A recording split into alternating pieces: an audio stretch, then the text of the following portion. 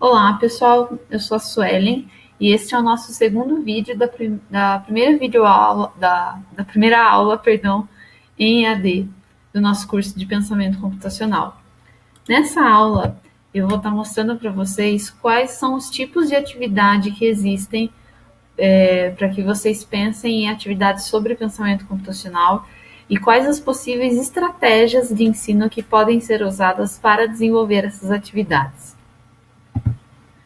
Primeiro, catalogando os tipos de atividades que nós podemos desenvolver sobre o pensamento computacional, existem basicamente duas, que são as desplugadas, que são aquelas também chamadas como atividades offline, que, mesmo tratando de pensamento computacional ou mesmo de ciência da computação, elas não vão usar nenhum recurso digital, ou software, ou hardware, equipamento, nada que dependa de meio digital. Então, os materiais que você vai encontrar nesse tipo de atividade são coisas que vocês usam no seu cotidiano, como papéis diferentes, coloridos, papéis estilo EVA, cartolina, e lápis de cor, e etc.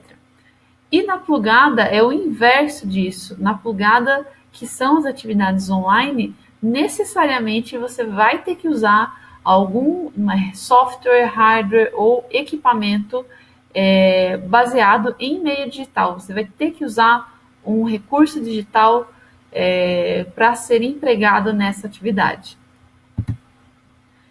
Aqui eu coloquei como exemplo, pessoal, dois exemplos de videoaulas bem curtas de uma das iniciativas que nós vamos falar nesse vídeo, que dão exemplos, dão noções para vocês do que seriam uma atividade desplugada e do que seria uma atividade plugada, ok?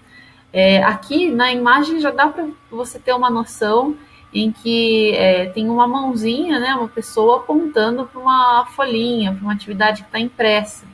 Enquanto que na plugada você está visualizando uma imagem de um jogo, por exemplo, ou de algo que está no computador, certo?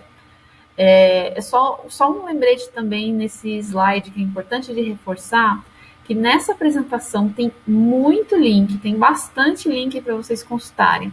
Então, é muito importante que, por mais que eu dê um overview, dê um geral apenas sobre cada estratégia de ensino que eu vou falar em seguida, é muito importante que vocês acessem esses links e brinquem um pouquinho com eles ou deem uma olhada por cima, só para vocês entenderem sobre o que a gente está tratando, tá? Vocês terem uma breve noção aí. Então, basicamente, nossos formatos de atividade de ensino, os tipos de atividade de ensino vão ser esses. Lembrando também sobre os links, eu não vou poder acessar todos com vocês nessa videoaula, porque como é muita coisa, o vídeo vai acabar ficando muito longo, tá? Então, eu vou acessar alguns deles, tá? Então, sobre estratégias de ensino, quais são algumas possíveis estratégias que vocês podem usar para fomentar atividades nesses formatos, desplugadas e plugadas, e que falem de pensamento computacional? Eu elenquei aqui 5 estratégias, que são estratégias que podem ser termos que vocês já ouviram falar, termos que vocês provavelmente viram em matérias web, viram em reportagens jornalísticas, esse tipo de coisa, ou até mesmo que vocês já chegaram a aplicar em sala, que vocês já desenvolveram em sala. Aqui eu vou comentar rapidamente sobre cada uma delas nessa apresentação. Então, indo para a nossa primeira estratégia de ensino, que é sobre ensino de programação, ela vai basicamente se resumir em o aluno poder organizar ideias, fazer um pensamento estruturado, mas baseado na construção de algoritmos e programas de computador.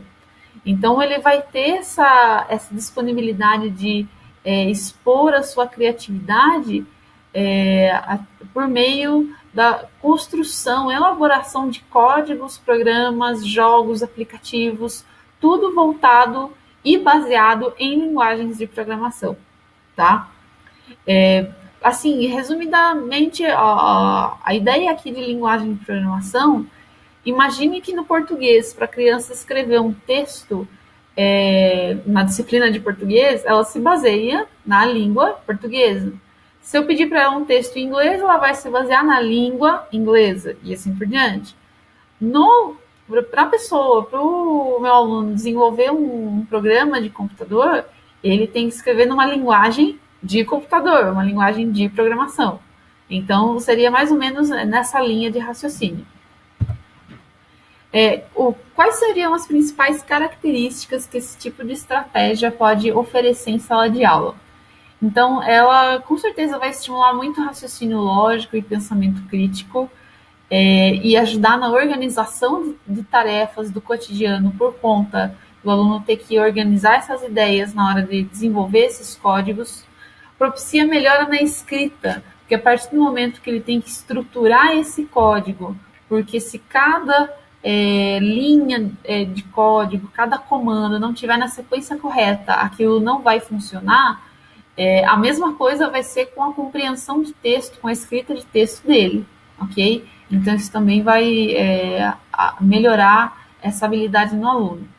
Incentiva aprendizados diversos de outras áreas do conhecimento, como matemática, física, língua portuguesa. Aqui ele puxa um pouco mais para a área de exatas, por conta de ter algumas particularidades em que, quando você vai trazer algo da vida real para ser programado no computador, então, por exemplo, eu quero fazer um cálculo de MC, eu quero fazer um programinha em que, por exemplo, o meu aluno em sala, ele sabe esse cálculo, ele já sabe calcular o índice de massa corporal, mas ele quer transformar isso em um aplicativo de celular, por exemplo.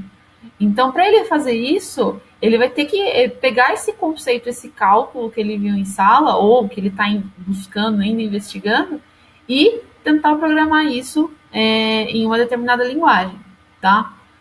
O desenvolvimento pessoal e profissional, então, estimular aptidões como engajamento e busca pelo novo, e com certeza estimula a criatividade e colaboração, por conta de que esse processo de ensino de programação é uma coisa que você pode trabalhar em grupo, né? Tem a programação por pares, e uma coisa muito importante de ser destacada aqui no ensino de programação para desenvolver pensamento computacional é que esse tipo de estratégia é uma estratégia a longo prazo, tá? Então, assim, se você não tem nenhum conhecimento em programação, não se acanhe em começar isso com o seu aluno, não tem problema nenhum. Só que é interessante essas noções de programação, essas noções de lógica de programação, não serem feitas só em uma ou duas atividades. Ao longo do ano, você fazer isso só 2 vezes, né?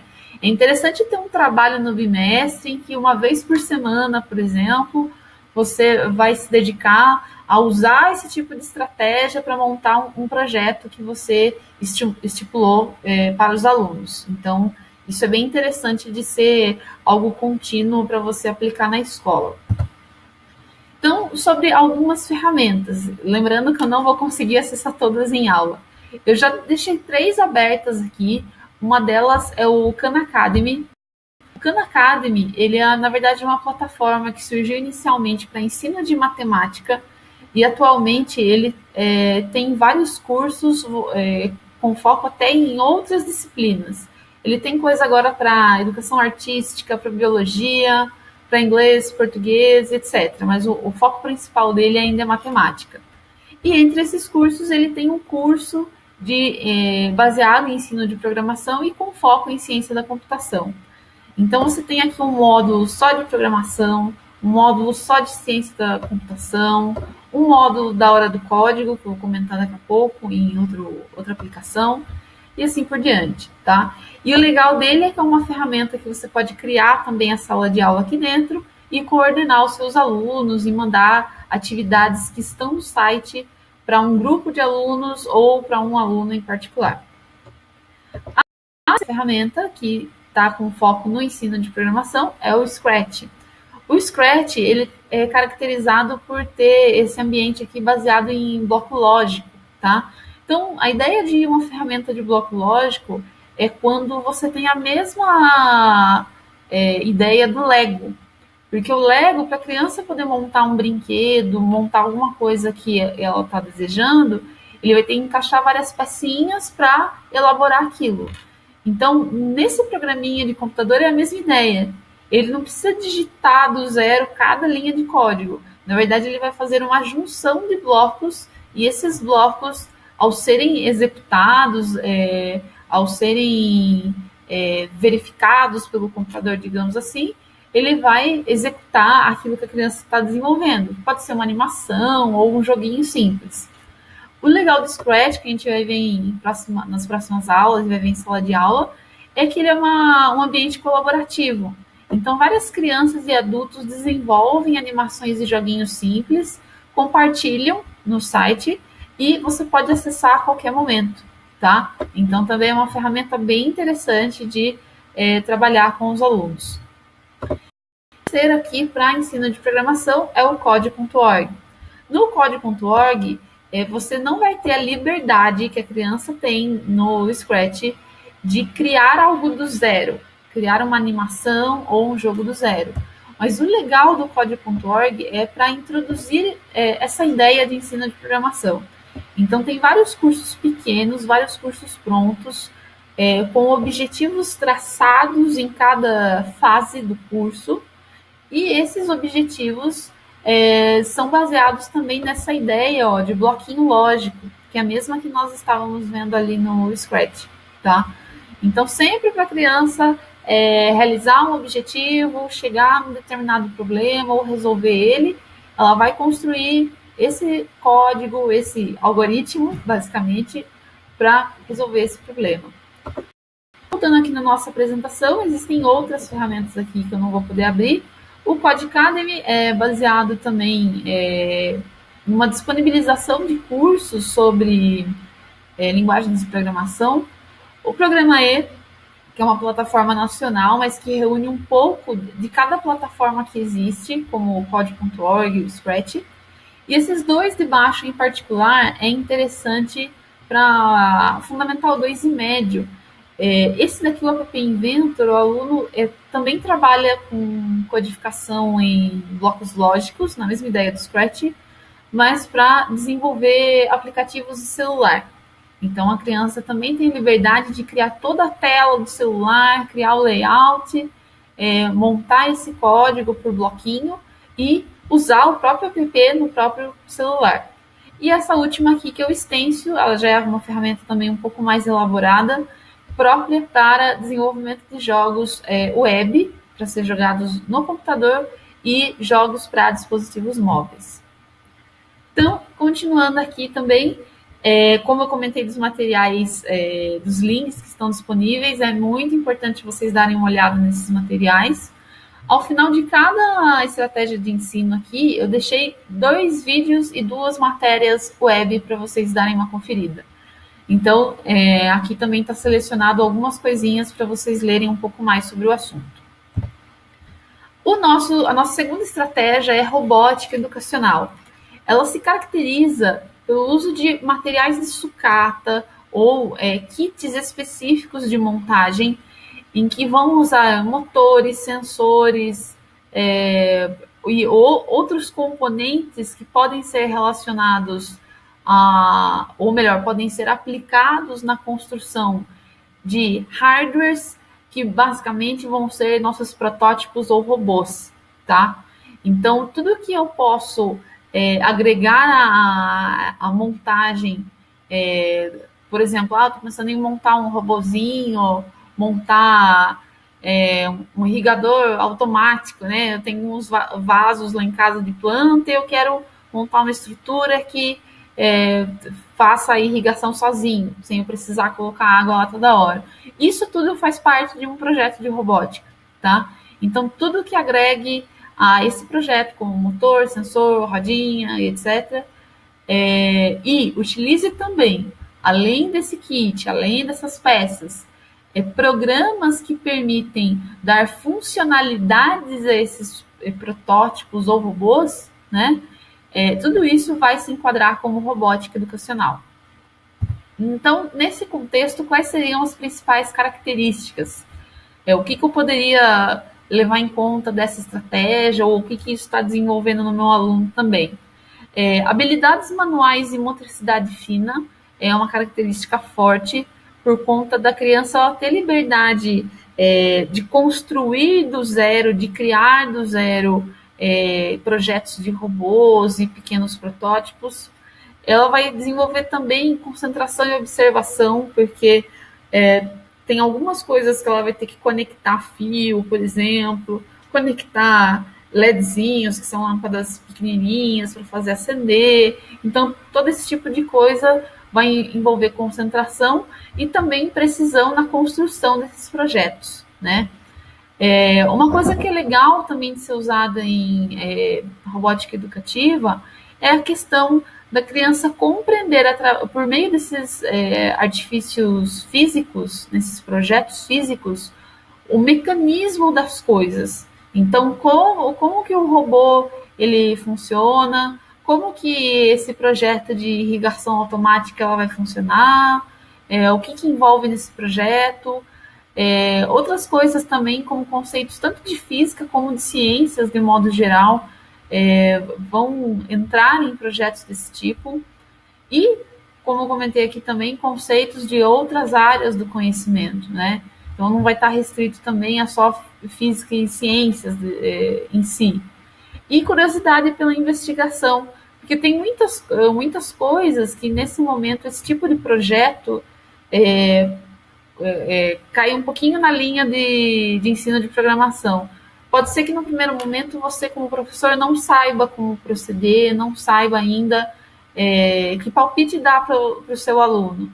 Mas, às vezes, uma dica que você dê pode instigar com que ele investigue, né, vá atrás de informações para que ele mesmo bote aquele projeto dele para funcionar, bote aquele projeto dele para ser continuado.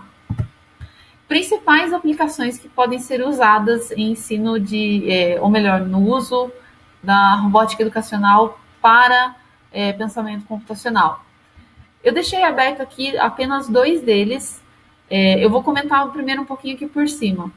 Aqui o Arduino, ele é uma plataforma livre, pessoal.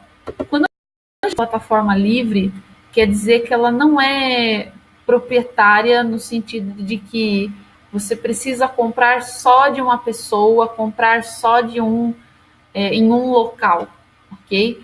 Então, e o que acontece? Todo mundo que trabalha com computação, por exemplo, eu sou da área de computação, eu quero desenvolver uma placa também específica com base no Arduino.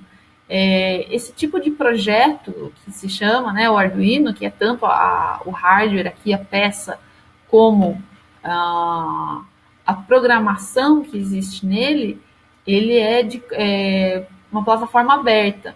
Então, a qualquer momento, se eu quiser, eu posso desenvolver uma placa nova, do zero, tá? Só contextualizando vocês. Então, assim, eu abri em um possível site, que é um dos sites que eu particularmente gosto de comprar coisas de Arduino, quando eu preciso. Não se assustem com o preço aqui, porque não há necessidade de coisas básicas do Arduino, igual ele está mostrando aqui, que é a plaquinha central, LED, a protoboard para fazer conexão eletrônica e etc. Não há necessidade de você comprar sempre por um site. Eu não lembro o nome do local que existe em Sorocaba. Sorocaba tem um local muito bacana de comércio de eletrônico, tá? Que tem várias lojas que vendem isso aqui.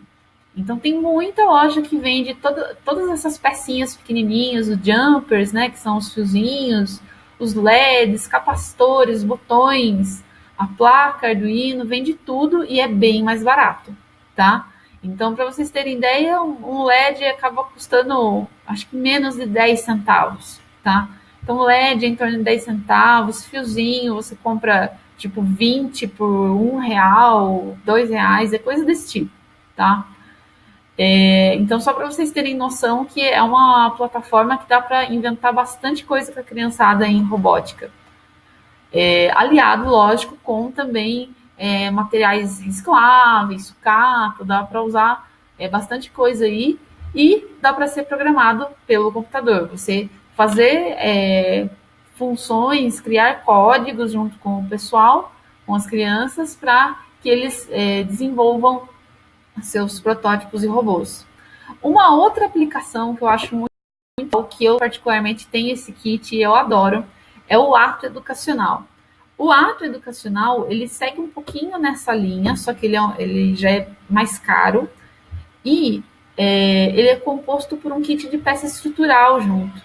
Então, todo esse cenáriozinho que vocês estão vendo no site deles, eu tenho todos esses materiais aqui.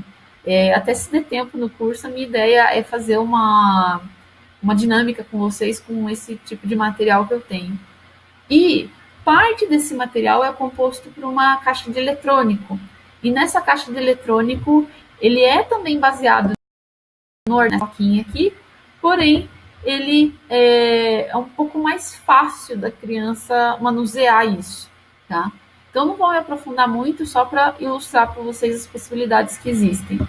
E, aqui voltando no nosso slide, nós temos também a Modelix, que é um tipo de kit semelhante ao do Ato, ok? A única diferença é que as peças do Ato é um plástico bem resistente, bem duro, enquanto que o da Modelix já é de metal. É tudo de metal, é parafuso mesmo de metal, então tem que tomar um pouquinho mais de cuidado para usar. E tem também o Lego Mindstorm, que várias escolas também utilizam, que também já é bem mais caro do que esses dois kits aqui de baixo, tá? Materiais complementares também.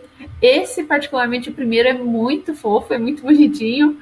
É um projeto da USP, se não me engano mesmo, que aplica robótica no ensino infantil. É muito legal esse vídeo. E outras matérias que estão disponíveis aí para vocês lerem.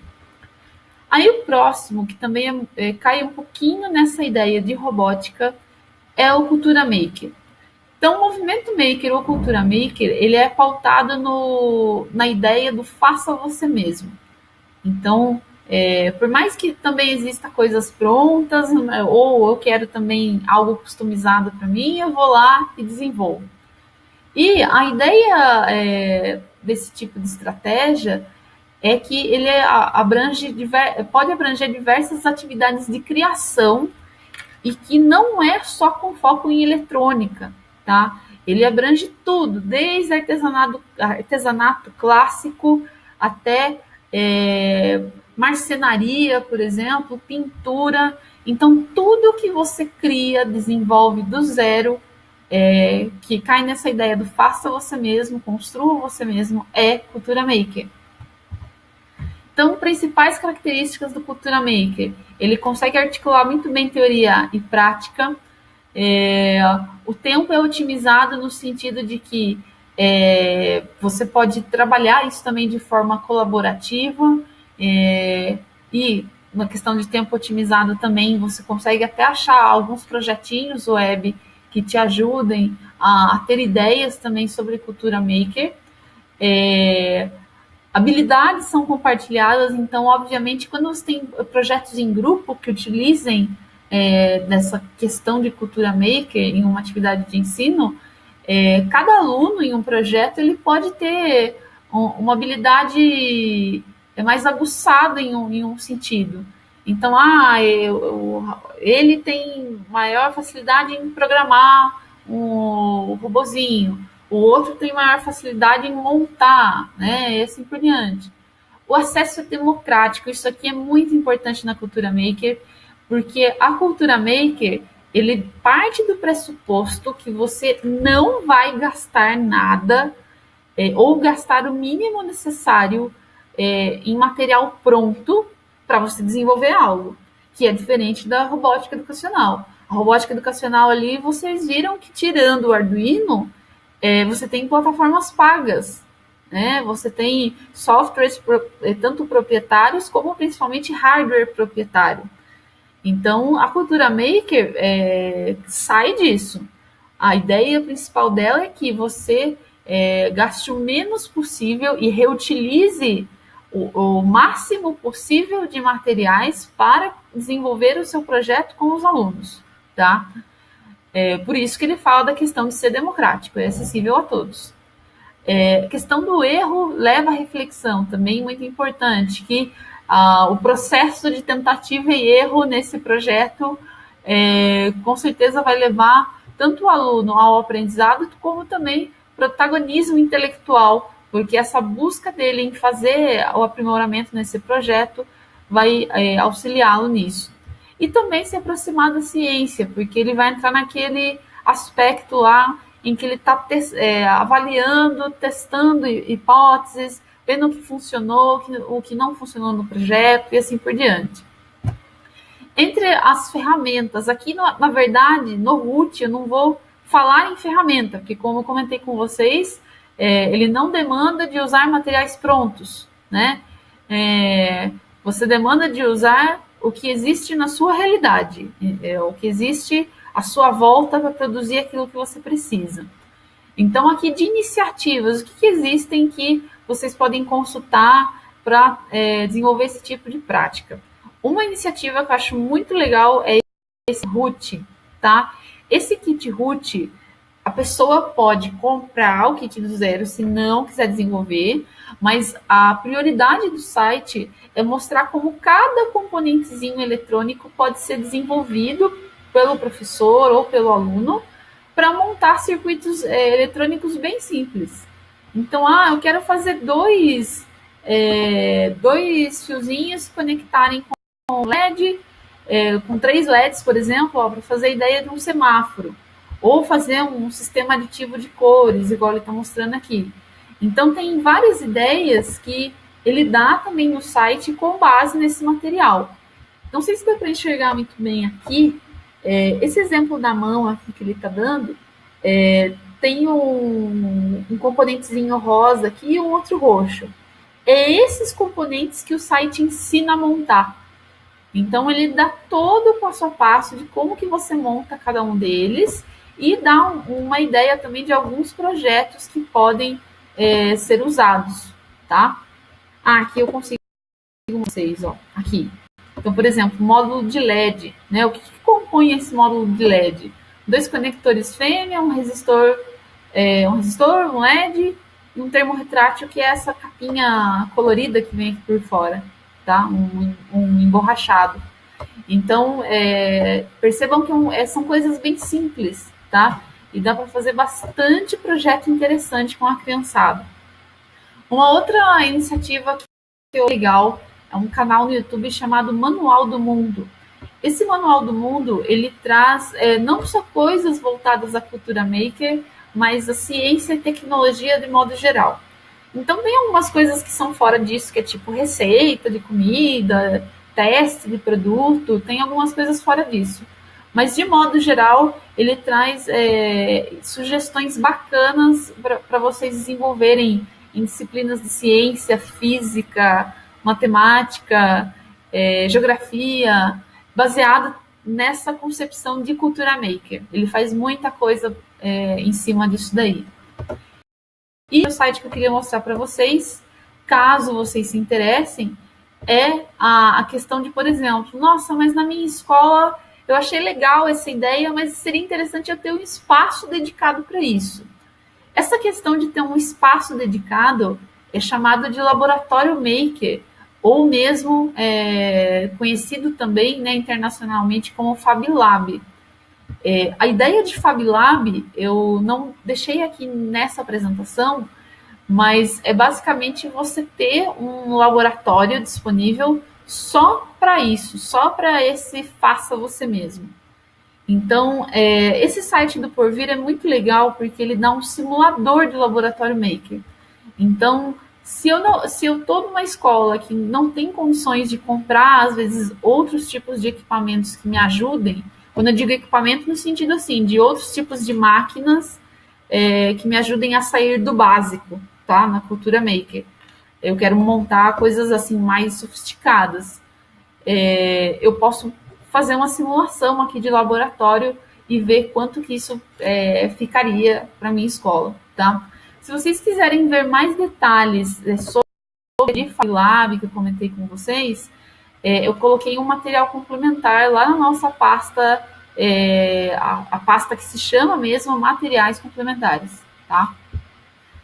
E outros dois sites que tem aqui, como eu havia falado com vocês, que é o Fazedores, que é tipo um blog que traz ideias sobre cultura maker, e aqui nesse link é um canal da Futura específico com ideias também de práticas sobre isso.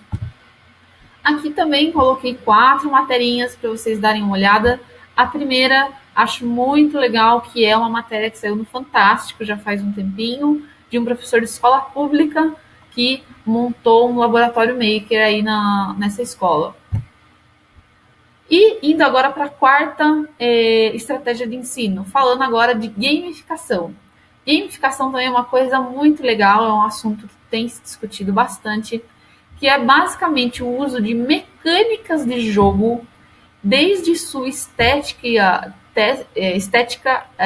como lógica de jogo, para engajar pessoas, motivar ações, promover aprendizagem e, como a gente já conhece, resolver problemas. Só que o principal elemento de se usar gamificação em sala de aula é lembrar que gamificar não significa usar jogo em sala de aula. Você falar que está aplicando um jogo com suas crianças e falar que está usando gamificação não se resume só a isso. Pode dizer que é isso? Pode, mas não é só isso. Eu posso muito bem, em uma atividade desplugada, que não vai usar de meio digital, ter elementos que compõem uma estratégia de ensino própria de gamificação. Porque o que essa minha atividade de ensino precisa ter para dizer que ela é gamificada, ok? Eu preciso ter elementos parecidos com esses aqui. Tudo que é próprio de um jogo. Então, você ter desafio e missões, então você traçar objetivos para esse tipo de prática, você estipular pontuações e rankings. Então, apesar de parecer um pouco competitivo aqui na hora, o jogo tem esse contexto, né? O jogo é competitivo. Então, você ter esse lance de pontuação e ranking para o aluno, você ter questões de prêmios distintivos, então, premiações ou pontuações positivas quando ele cumpre uma determinada missão ou um determinado objetivo. E essa questão de personificação no contexto de você ter avatares e cenários. Então, um cenário, mesmo numa atividade desplugada, tá? Que não use meio digital. Essa atividade que não usa de meio digital, se você tiver uma junção de elementos ali que deixem o ambiente de sala de aula sem ser com cara de sala de aula, né? Sai desse padrão de sala, é caracterizado como gamificação, tá? Então, a mudança desse cenário, você ter essa personificação, que são os avatares, também cai nessa ideia de gamificação. Uma outra coisa que não está nesse infográfico aqui, que é muito importante, é regra. Todo jogo tem regra. Você não pode aplicar uma estratégia de gamificação sem estipular regras para esse jogo, regras para se chegar nesse objetivo, tá? E outros elementos aqui, como persistência, ousadia, ter muita atenção no momento que está jogando e criatividade, são elementos que fazem parte desse tipo de estratégia. Aqui também tem algumas aplicações. Minecraft, tenho certeza que suas crianças conhecem. Eu até hoje não joguei, mas já cheguei a fazer leitura de alguns artigos que falam muito de experiências práticas do uso do Minecraft na educação para várias áreas do conhecimento. A professora usa ele para ensinar história, ensinar geografia, ensinar matemática, português, muitas coisas, tá? O que eu vou mostrar aqui para vocês é o Kahoot. O Kahoot, ele é uma coisa específica para gamificação, em que você pode usar ele para estipular perguntas curtas, com respostas curtas, e nisso fazer com que seus alunos respondam em sala de aula, seja em computador, seja em dispositivo móvel, tá? Aqui não vai dar tempo de eu mostrar para vocês, mas é uma dinâmica bem legal de ser feita, que eu espero também realizar uma prática desse tipo com vocês, tá? Voltando aqui na nossa apresentação, tem esse terceiro aqui, que é o Code Combat, que ele é voltado para o ensino de programação, mas eu coloquei ele em gamificação porque ele é baseado em jogo, na estratégia de jogo. Aqui também 4 materinhas para vocês darem uma olhadinha. E indo para nossa última estratégia, que é de objetos de aprendizagem. Em objetos de aprendizagem, como que ele é caracterizado? Na verdade, é como se ele fosse algo amplo das outras 4 que nós vimos até então. As outras 4, se fosse dar uma definição bem superficial, eu poderia enquadrar como objetos de aprendizagem. Então, os objetos de aprendizagem, como abreviando, né, fica OAS, podem ser qualquer entidade digital ou não digital, que são usados, reusados e referenciados no processo de aprendizagem. Então, até aqui, o que isso quer dizer? Todo material que você use impresso na sala de aula. Então, você montou uma atividade impressa, você está usando lá um EVA um recorte específico, está usando massinha, está usando qualquer outro artefato não digital, ou então digital. Eu estou usando um software, estou usando uma animação, estou usando um jogo específico, certo? Tudo isso pode ser enquadrado como um objeto de aprendizagem, mas sempre visando o quê? O uso, reuso e como isso está sendo usado nessa atividade, referenciado. Depende do contexto. Então, eu só posso dizer que eu estou usando essa estratégia, né, numa atividade que fale de pensamento computacional, eu estou usando um objeto de aprendizagem nela quando eu determino o contexto de uso desse objeto, tá? Eu já vou comentar nas definições ali de objetos. Aí, aqui em seguida, ele dá algumas opções do que seriam esses objetos. Então, quando eu falo que eu tenho imagem, áudio, vídeo, animação, simulação, hipertexto, pessoal, nada mais é do que você ter um texto digital, por exemplo, que te leva para um outro texto, que é a ideia de link, tá? Essa ideia, eu voltei no anterior só para a gente ver. Essa ideia de um link, isso aqui é um hipertexto. Porque não é uma coisa estática, que eu só vou ler isso aqui e pronto. Se eu clicar aqui, eu vou para uma outra página, tá? Então, é um hipertexto. E softwares são considerados como objetos de aprendizagem.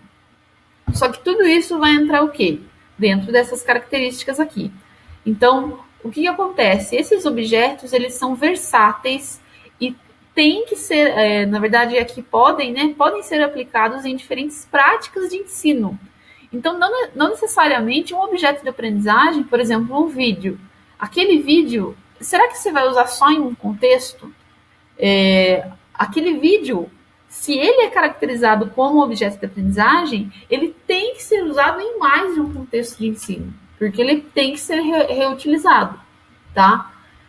Auxilia na conexão entre diferentes conteúdos. Então, eu quero fazer, às vezes, uma linkagem entre um conteúdo e outro, né? Eu quero fazer essa conexão. Eles têm que ser de fácil acesso e assim, ser também fácil na portabilidade deles, né? Então, no transporte, digamos assim.